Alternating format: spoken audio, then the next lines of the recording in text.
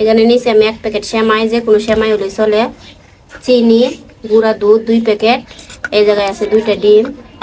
ডিমের পরিমাণটা আন্তার মতো দিতে হয় বুঝবে। এই জায়গায় সেমাইগুলো আমি গুঁড়া করে নিব কষলাইয়া।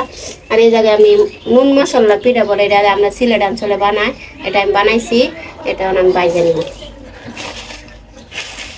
আমি তেল ঢেলে নিছি, তেল গরম হতে হইতে আমি পিঠা কায়দা করে নিব। করো গো। এই জায়গায় আমি ডিমগুলো ভাঙ্গে দিয়ে দিব, 2টা ডিম মনে লাগবো, তাও আমি দেখে নিই আগে। লাগবো 2টা ডিম, আমি 2টা ডিম ভাঙ্গে দিয়ে দিব। কিন্তু পানি ব্যবহার করবো না এই জায়গায়। এই যে এরকম একটা যে কোনো মুখটা নেবেন। এই যে আমি হাতে মুখটার মধ্যে পিঠাগুলো দিয়ে দিচ্ছি, মুখটার মধ্যে একটু তেল লাগাই নিছি। এই যে হাত দিয়ে পরে চাপ দিলে এই যে সুন্দর একটা গোল সিস্টেম হয়ে যায়। আমি যে তেলে দিয়ে দিচ্ছি, তেল গরম হয়ে গেছে আগের থেকে। এরকম করে আমি সবগুলো আমার বানাই নিই। আর ওই পিঠাগুলো তো আমি আগের থেকে বানাই রাখছি, আপনারা যদি আবার দেখতে চান আমি অন্য অন্য ভিডিওর মধ্যে দিয়ে দিব, অন্য বানাতে হয়।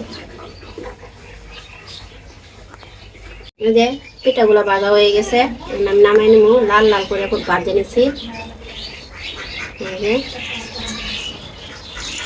কড়া ভাজা হলে পিঠাগুলো একটু কোনো রকম লাগবে না, ভালোই লাগে খাইতে। সবগুলো এরকম বানাই নিব। সবগুলো পিঠাই একরকম ভাবে বাজাইছি, কড়া ভাজা। এই যে আমার পিঠা ভাজা শেষ, আর আমি অন্য পিঠাগুলো ভাজা নিব। আর পিঠা বানা যাচ্ছে, রুটির মতো বানায় গেলা দিয়ে খাচ্ছি, অনেক তেলে দিয়ে দিব। এটি বাদে বেশি সময় লাগে না, তাড়াতাড়ি হয়।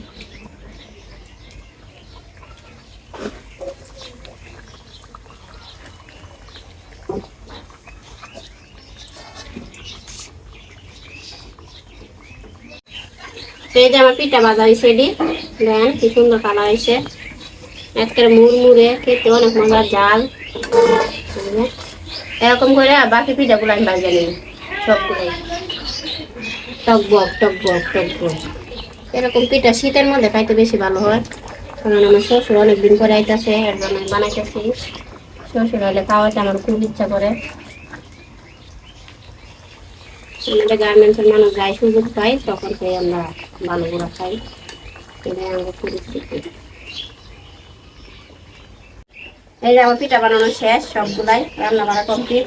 আর দাদা ভাই করছে, বাজারে নেমে গেছে। আজকের ভিডিও এই পর্যন্তই। সবাই সুস্থ থাকবেন, ভালো থাকবেন, স্বপ্নের চ্যানেলের সাথে থাকবেন, আমার সাথে থাকবেন। আচ্ছা।